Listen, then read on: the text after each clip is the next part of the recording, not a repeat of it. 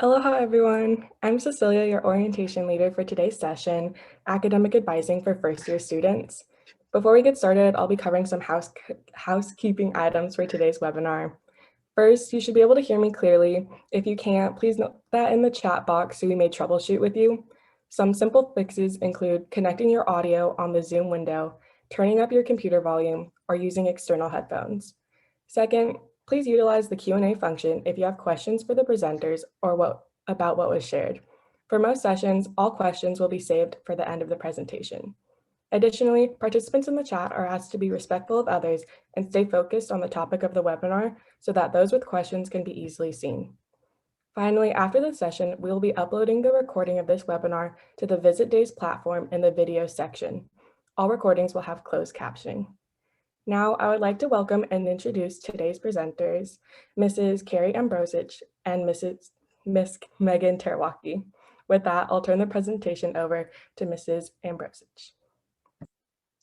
Thank you, Cecilia, for a wonderful introduction, and welcome to all of you on today's webinar. We're so pleased to be able to share some great information with you. I'm Kari Ambrozich. I'm an academic advisor in Student Athlete Academic Services, and I'm going to have Megan introduce herself here today too. My name is Megan Terawaki, and I am an academic advisor at the Mānoa Advising Center.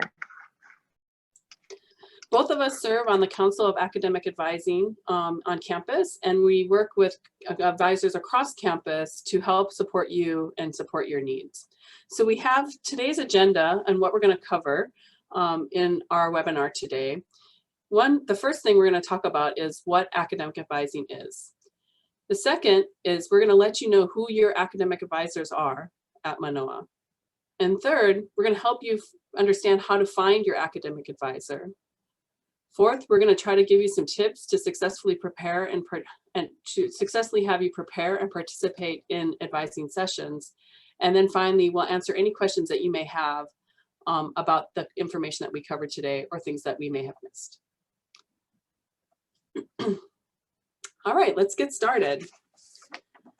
So what is academic advising? You know, advisors assist students with developing and progressing towards academic and career goals. One of the first questions an advisor often asks a new student, like yourself here on this webinar, is what are your academic interests and what goals do you have for your future? The answers one provides to these questions provide important information to advisors to help provide context when explaining the options for your academic journey. So advisors intend for these conversations to help you understand what options you may have, such as a course you may select from a particular category, as well as degree program options that you may have that you haven't thought about, which hopefully lead to your well-informed choice about your goals that lead you towards your goals. For example, if you've met with an advisor already this summer, I can guarantee a large portion of your time was spent explaining the general education requirements and course options that were available in each of those categories. But this is only the tip of the iceberg of what an advisor would be doing with you. They'll start to take you into a journey. This is so much information that you're having to process while you start with us here in your first year. It's a lot to learn. And so we know that that's going to take time, and you'll start to eventually develop deeper questions for us so that we can assist you and guide you on your academic pathway. We also refer students to various support services across campus, such as our tutoring centers, our counseling services, Kokua, which offers services for disabled students, career services, and many other co-curricular programs so that you can have a wonderful college experience.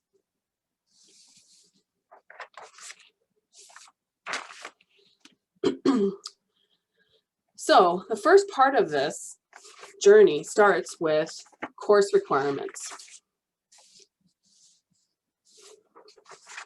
Sorry, give me a second. Every undergraduate student at the University of Hawaii has a set of course requirements which are named our general education.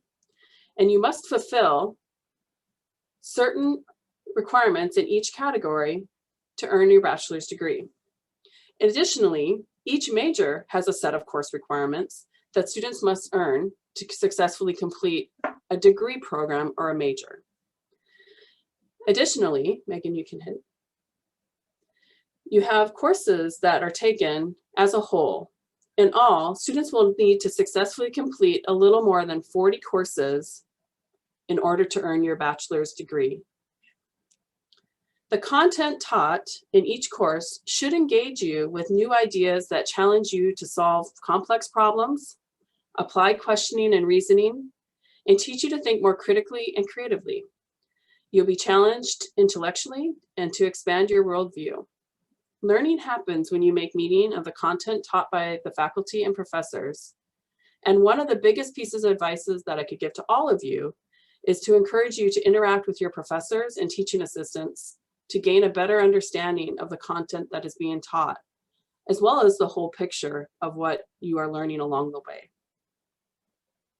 Making meaning of the content leads you to learn, grow, and build connections on new knowledge and skills that are gained.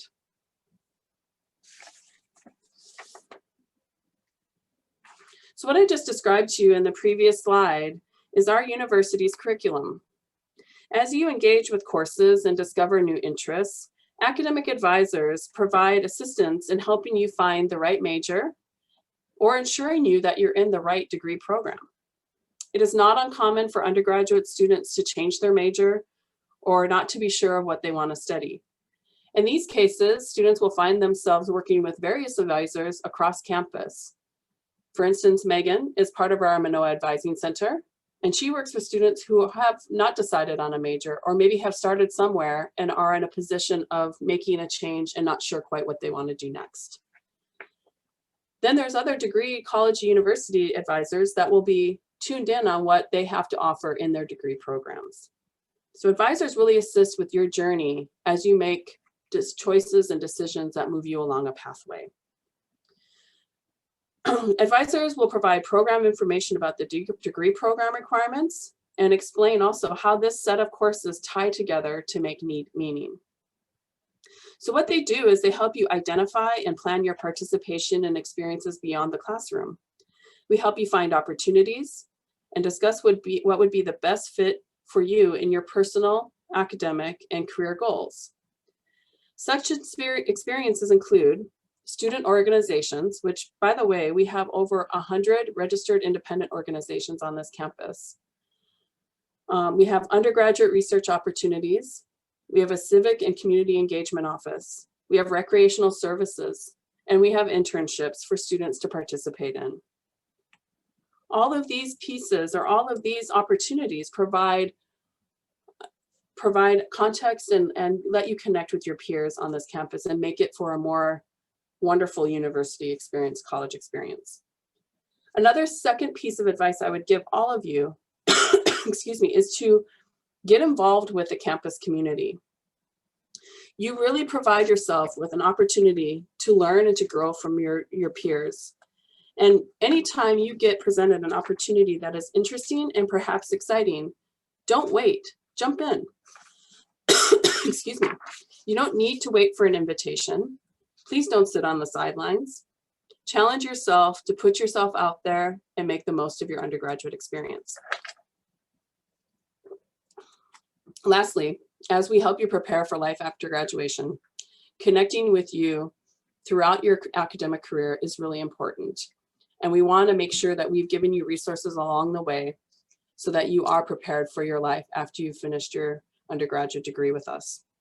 Whether you're looking to continue your education in graduate or professional school, or into the workforce, or participate in volunteer opportunities, we're here to help connect you to those resources.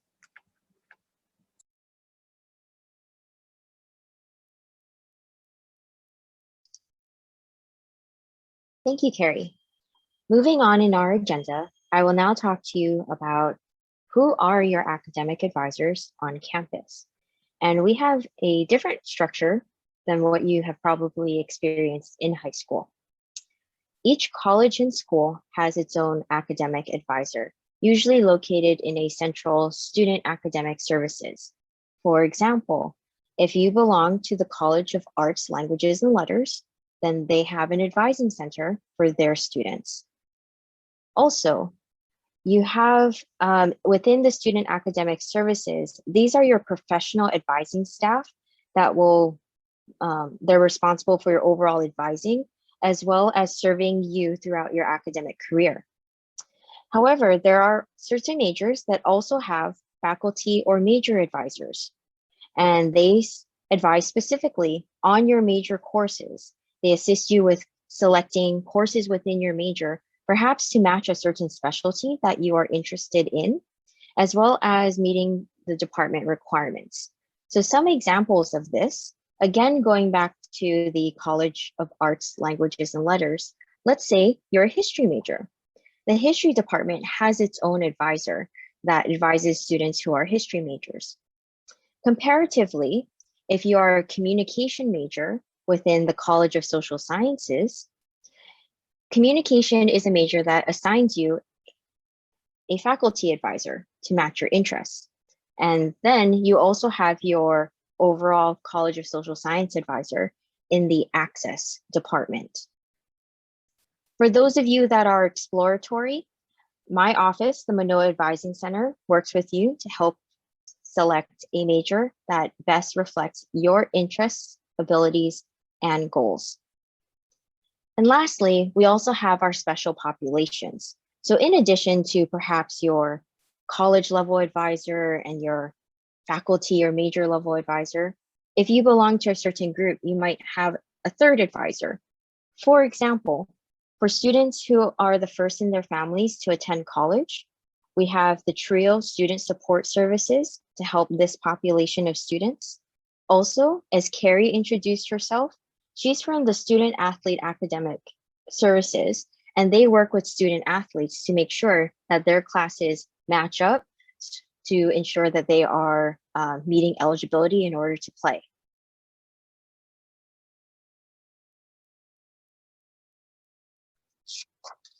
Next, declaring your major. When you log into your STAR, your major is listed in the upper right-hand corner, right below your name, as pictured here in the graphic. Well, this, for example, is a marine biology student. If you wish to declare a different major, then you should see an advisor in that intended major. So for example, if this marine biology student decided that they now want to change their major to, let's say, creative media, they would first meet with the creative media advisor to begin the process. Please note, however, that some schools and colleges and their majors have additional admission requirements before their major can be officially declared. So for example, students who are interested in pursuing a business major are classified as exploratory business first until they meet their requirements to declare into, let's say, accounting or finance.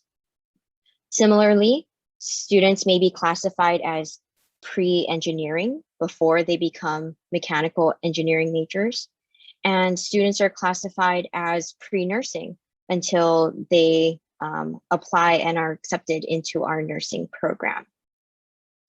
And as I mentioned before, my office, the Mānoa Advising Center, works with students who have yet to declare their major, or let's say, in the case of the marine biology student, maybe they're not sure if they actually want to do marine biology, but they don't know enough about creative media in order to make the switch. My office can advise generally on creative media to give the student enough information to help them make a decision. And it is highly recommended that students declare their major by the end of their sophomore year. This is to ensure that you can open the door to major restricted courses. For example, there are some majors where you cannot take their courses that you need until you declare. Also, you might be eligible to apply for scholarships, particularly in a specific major. Also, opportunities for engagement. Kari did mention the registered student organizations, as well as the honor society. You might need to be declared in that specific major to join.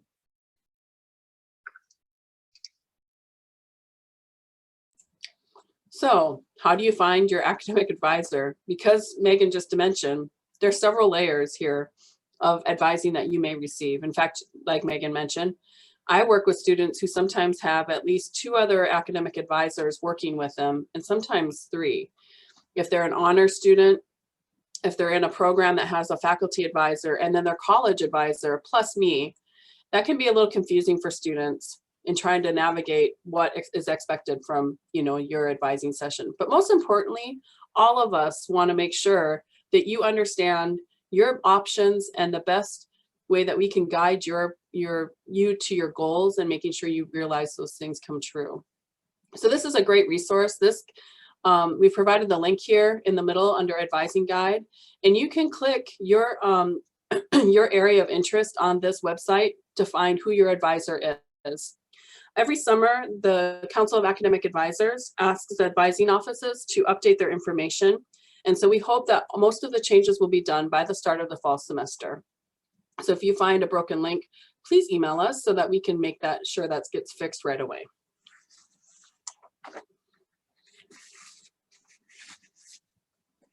So what are some tips that we have to help, these are some tips that we have to help you successfully prepare and participate in advising sessions to get the most out of your experience with us.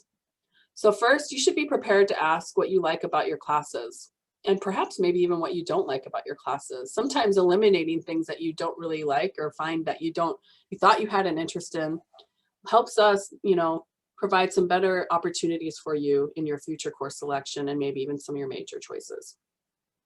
Second, this is common in the area I work in. What kind of strategies are you using to study? You know, college courses typically run very fast paced. A lot of information is thrown at you. So you're going to have good study strategies and so that you can be successful in your classes, including reading strategies, note taking, as well as having good personal communication with your peers and with the faculty member. That leads me to my third question. What strategies are you using to get to know your professors? Are you comfortable sending an email? Are you okay going to visit office hours, even over Zoom? How do you prepare for those things? Advisors can assist you with those because it can sometimes feel very uncomfortable for students and somewhat intimidating to meet with a faculty member. And then finally, how have you been involved at UH beyond your classes? This is, for me, really important. Having an engaging experience beyond the classroom where you get to interact with others, even through like our tutoring program, talking about course content with a peer is really important, and I think develops deeper meaning and understanding to your undergraduate experience. All of these types of questions help us get to know you better, and therefore we can help provide better advice and guidance on how you can make the most out of your experience so that you can learn and grow and eventually get to where you want to be at the end of this journey.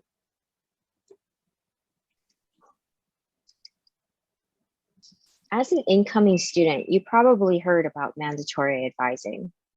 Our campus for our incoming freshmen say that you must have mandatory advising every semester for your first 4 semesters, so to the end of your sophomore year. And yes, mandatory means mandatory. However, please note that some majors have mandatory advising every semester because they want you to continue to meet with your major or faculty advisor to make sure that you're making adequate progress. Some advising offices will place registration holds on your account until your mandatory advising is fulfilled. So please do so in a timely manner. Looking ahead, we are registering for the spring 22 semester in middle of November. So you want to make sure that when registration opens to you, you are set and ready to go and there's no holds holding you back. Also, your options for fulfilling mandatory advising vary by your major. So please pay attention to your hawaii.edu email address for an email regarding your mandatory advising announcement.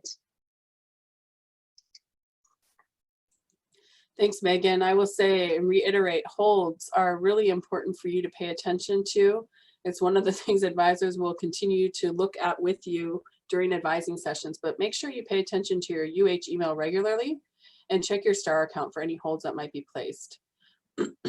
Advising offices will also place holds on your account if you haven't made an appointment to see them during mandatory advising. So you don't want to be in that situation where you've got a hold on there, because that means things are booked up and very condensed at that time. So thanks, Megan, for those good tips. So this leads me to say you should seek advising on a regular basis. You can always excuse me, make an appointment with an advisor in any unit throughout the year. All of us work during the summer. Some of us have different times of the day that we're available. Each office kind of sets up their own schedule, but you can get into Star Balance and make appointments with most offices, most advising offices. So secondly, learn the office's appointment scheduling style. So this again would be Star Balance, but some advising offices don't use Star Balance. They have a different system for making appointments with their students. So be sure to get in tune with what that advising office does and how they like to schedule with students. I'm going to reiterate this again. We've said this now 3 times. Connect with your advisors early in the fall semester to start working on your spring scheduling and thinking about spring to avoid the busy periods. You know, that said, you might need some time to think and sit on the courses that you're currently in, and so that you can have a time to really think about what it is you like about your courses and what's giving you some difficulty. So that's really important for us as we advise your spring semester courses and help you get moving ahead on your journey. You should always prepare a list of questions or concerns. Be ready so that when you're in your advising appointment, you can make the most of it. And of course, there's some advising sessions that we give you handouts, or we give you a worksheet that we're going to work through, or program sheets are really common. So make sure that you're ready to keep those organized and retain those handouts. So keep them in a place that you know you can refer back to. And finally, check your UH email very regularly for important university information and notifications. This is the primary way people on campus will communicate with you. So it's really important that you check your UH email all the time.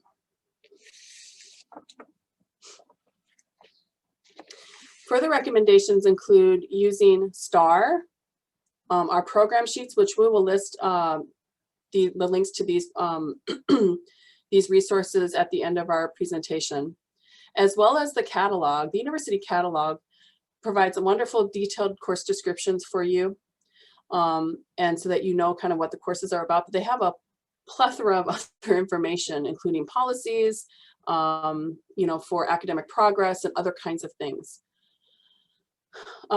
Please follow through with recommendations and referrals and strategies discussed in appointments. So if you and your advisor have talked about, you know, services at either counseling, Kokua, student health center, other places, it's important that you try to follow up with those as soon as possible and get onto their schedule. There are many times that students face difficulty at the university, whether it's in their coursework or outside of the classroom. It's important that you take responsibility for your actions and your decisions. And we'll talk about how you can best move forward and be proactive in your future. And then again, this has been reiterated, to track your holds and clear them as expeditiously as possible.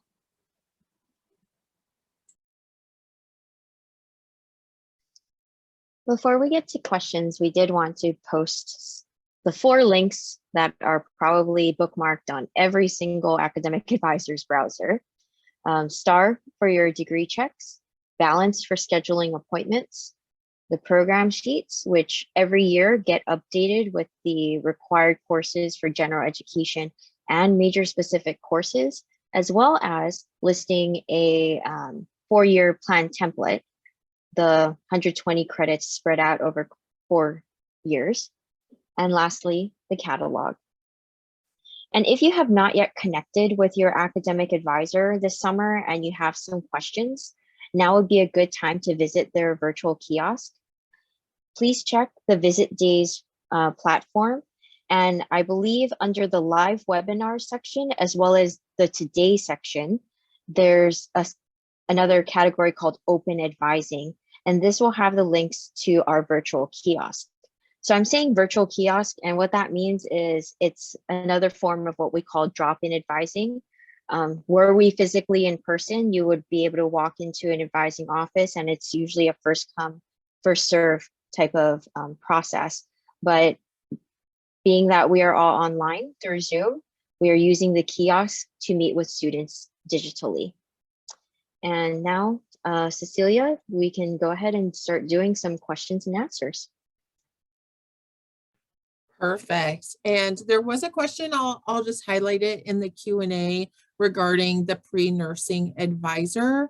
And so Kari has linked the pre-nursing information for students. So thank you for doing that, Kari, but I'll just draw attention to that for participants who have not looked in the Q&A. There is information about pre-nursing students there.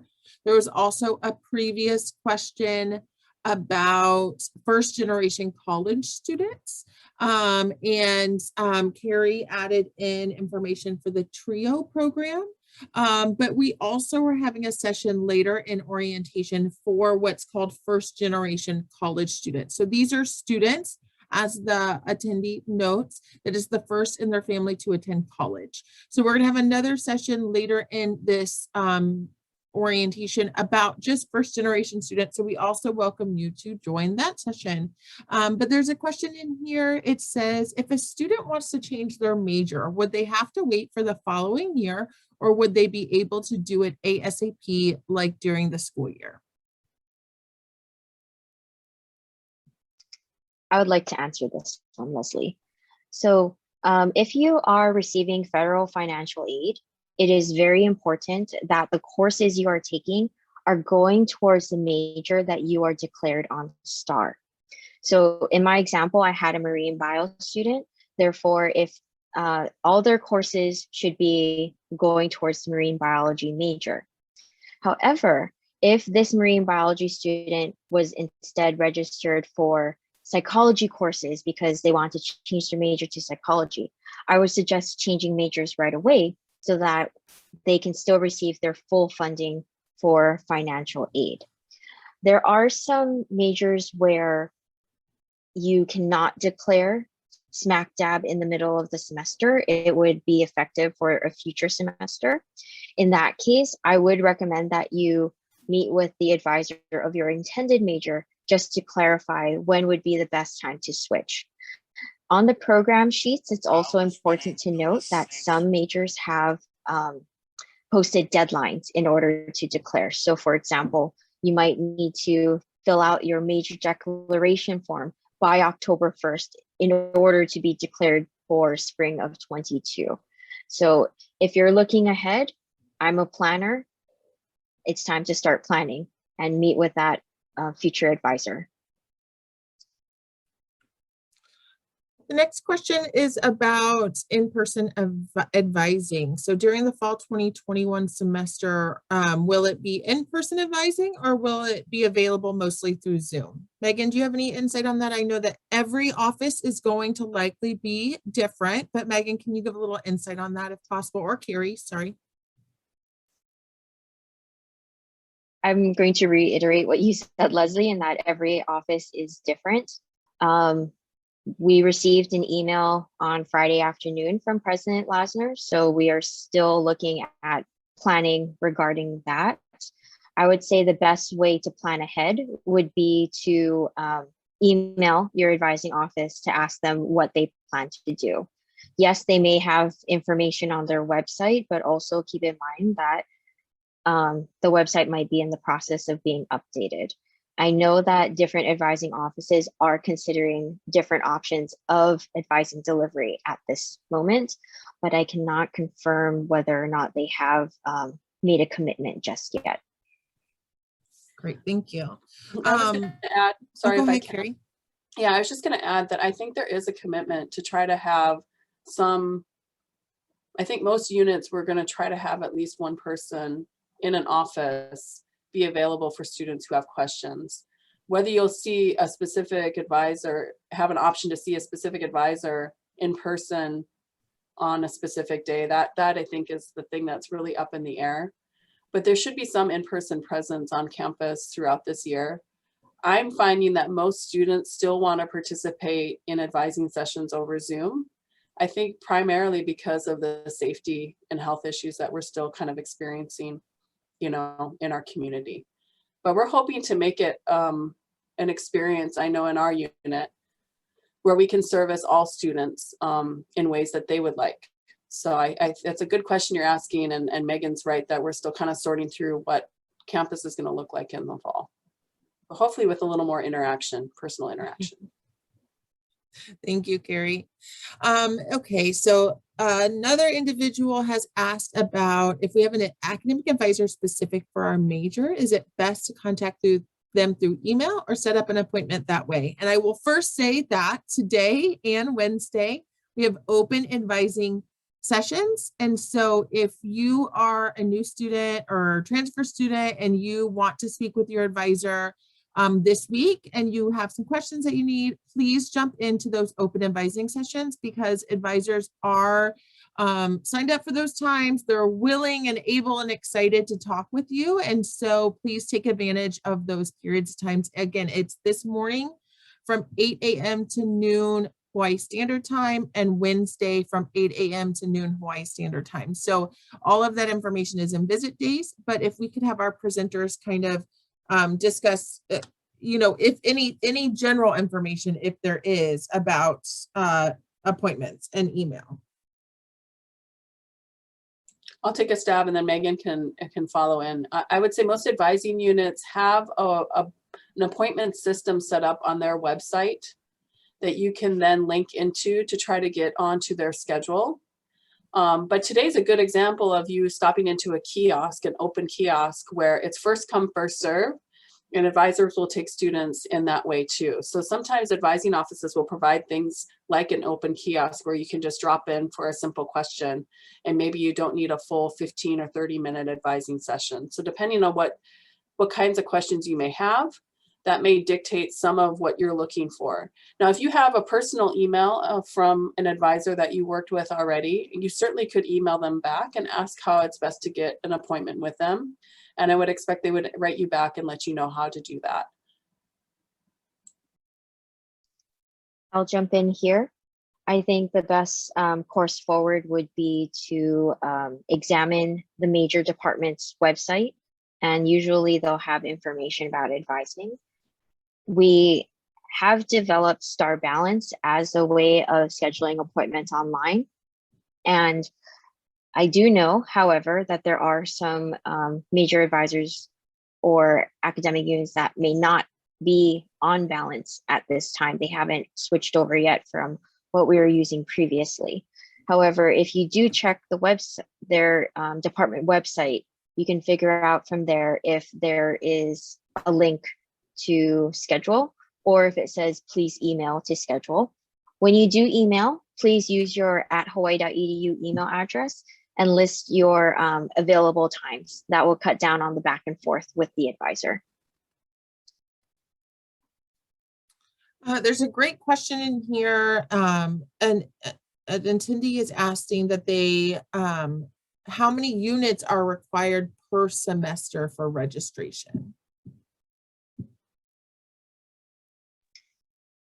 We have an initiative at the University of Hawaii called 15 to Finish.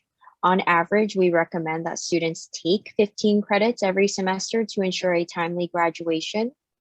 However, if that is too heavy a workload, in addition to maybe having a part-time job, the minimum to be full-time is 12 credits. We do suggest that if you are on financial aid, that you double check with the financial aid office to make sure that you are maintaining your eligibility if you are taking less than 15, or even if you are taking less than 12, because if you have less than 12 credits, you're considered a part-time student. And at that point, your financial aid may be prorated to less because you are less than full-time. I will add to Megan's point. I think an important question that I ask students is about your grad plan. You know, how fast are you wanting to finish your degree program? And Megan mentioned the 15 to finish puts you in position to do a 4-year plan. And then anything less than that could hinder that and add time to the degree program that you're in. So I think that's an important thing to think about. It's 120 credits to graduate in most majors at this university. There are some that have a little bit more. And so typically 15 credits for each semester for 8 full-time semesters will get you to that 120 credit total. Another question is, do we have to meet with our advisor a specific amount of times throughout the semester?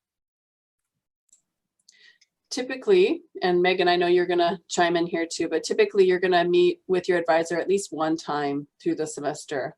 However, I've got students, our office is a little unique. Students come into my office quite a bit, and sometimes I meet with them a handful of times through the semester, depending on what their needs are. But if you have mandatory advising, you typically need to meet with them one time during the semester prior to registering for your next subsequent semester's courses. I agree with Kari, minimally at least once for mandatory advising. Additional times if you have questions, such as, let's say you're having difficulty in a course and you want to know about tutoring options, or you want to discuss whether or not you should withdraw from the course. But please also keep in mind that yes, you have your academic advisor, but let's say if you are also part of the honors program, you might also have to meet with them at least once too. Or if you're with Kari because you're a student athlete, then she might call you in more than once to talk about not only next semester, but your current academic progress, what you're going to do before you hit the road for a game, that sort of thing.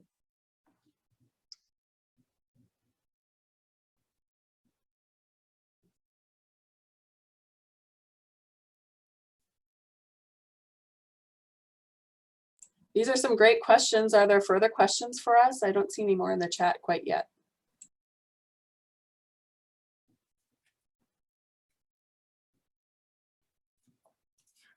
Yes, we have a little bit more time left. We have about 20 minutes total left. So if anybody has any questions, we're happy to accept those now, and we can have our wonderful presenters respond to those questions. The Q&A does allow you to use the anonymous feature. So if you want to ask a question anonymously, just make sure you click that box. Nobody will see that you're the one who answered or asked it, even though there's no bad questions when you're in these type of presentations, because all information is helpful.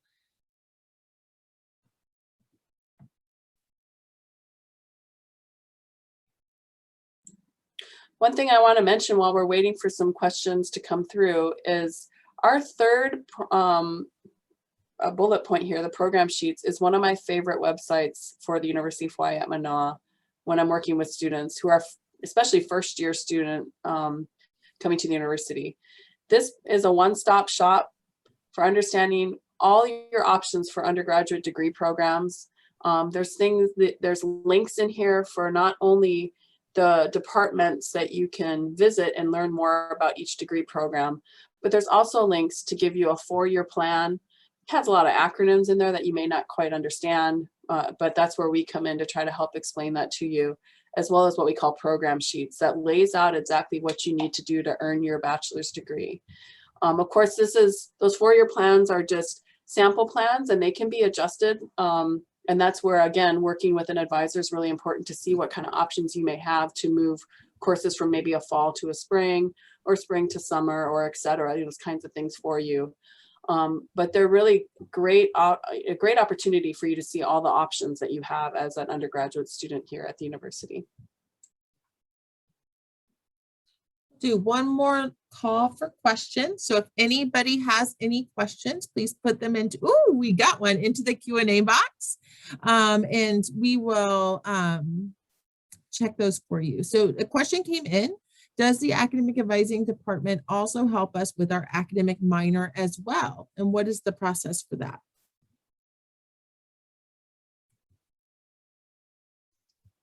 Okay, that's going to depend a little bit because it depends on where which department your academic minor is from.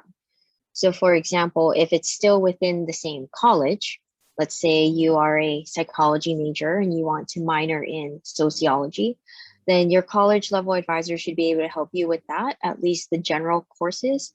But you would also want to meet with the sociology major advisor to specifically go over the courses for your minor. Now, where it gets a little bit tricky is if the minor is outside of your declared college or school. So in the example of the psychology major, let's say they also love math and they want to do a minor in mathematics. then they should go ahead and schedule an appointment with the mathematics advisor to make sure that they are making progress on their courses. Where the major advisor falls in is that they can show you in your academic plan where you have room to start working on a minor.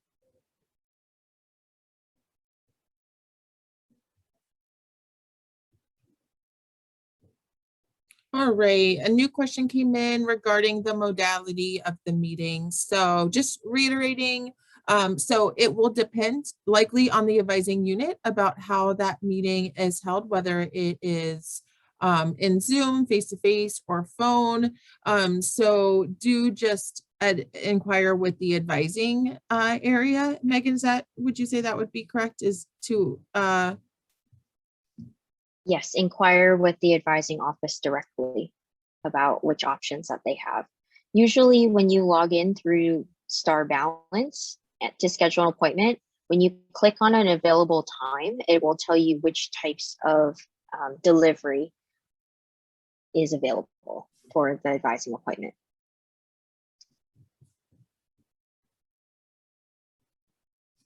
Okay, we'll give a couple more minutes. If there's any other questions, please go ahead and enter into the Q&A now. There's a new question. What's the difference between a major and a minor? So most academic majors, that's the number one thing that you are specializing in.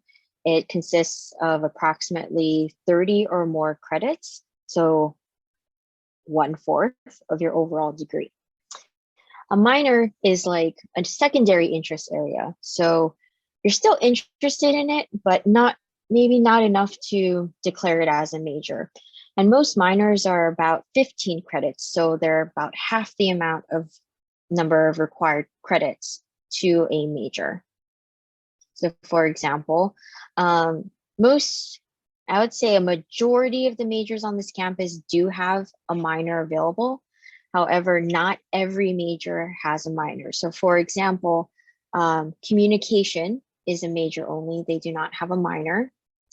And whereas if you look at Japanese, you might really enjoy the language, but not enough to do a full major in Japanese.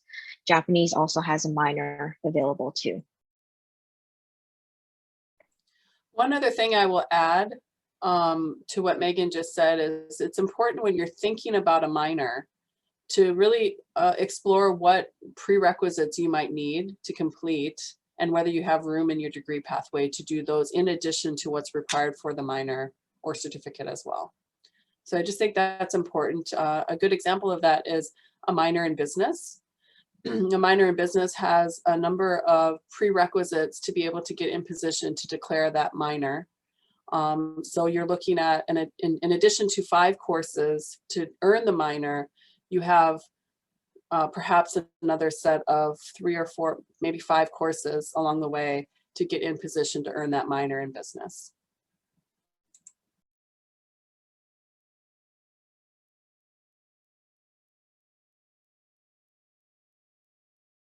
All right, question in the Q&A, is pre-nursing considered exploratory?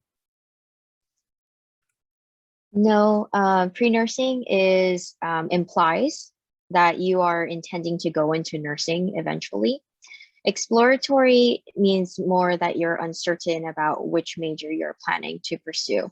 For students who are exploratory, when they log into their STAR in that area where it lists your major, it'll begin with EX.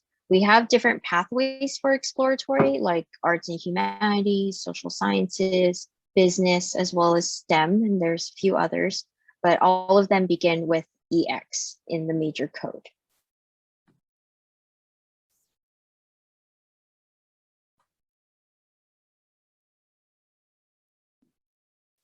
All right, a couple more minutes for questions. If you have any pending questions, please enter them into the Q&A and we will get to them. Since Kari talked about the program sheets earlier, if you scroll down to the bottom of the page, there's something called a BAM, which is short for bachelor's and master's. And this is something that the University of Hawaii at Manoa is offering to students, where it's a combined bachelor's and master's degree in select programs. So it's, when you think about it, it's a 4-year undergraduate degree and a 2-year graduate program. But the way that these plans are set up is that students can earn both degrees in 5 years. So it's a little bit shorter. But those are some things that if you are in one of those majors that offers a BAM, you can go ahead and talk to your major advisor to learn more about it.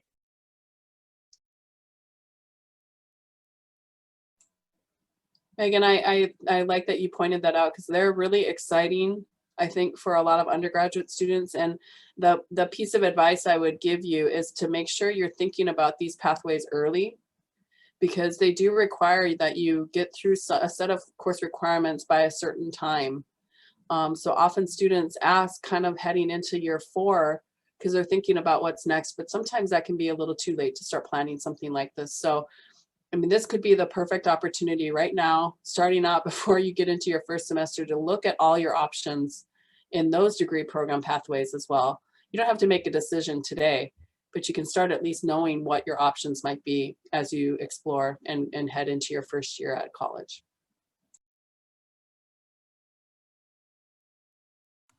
We're going to do a last call for any remaining questions. Please enter them into the Q&A. So last call for questions.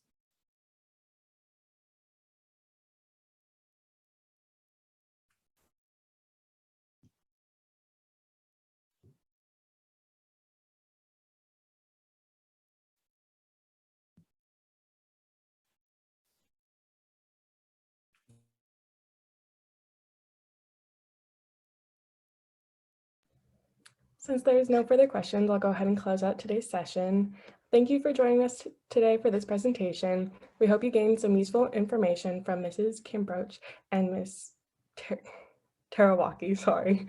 If you have any further questions or questions that weren't discussed, please email your OL orientation leader or nrwo@hawaii.edu for assistance. As mentioned, this webinar will be published on the NSO platform, so please visit that page for the recording, as well as links or documents mentioned by today's guests. Mahalo.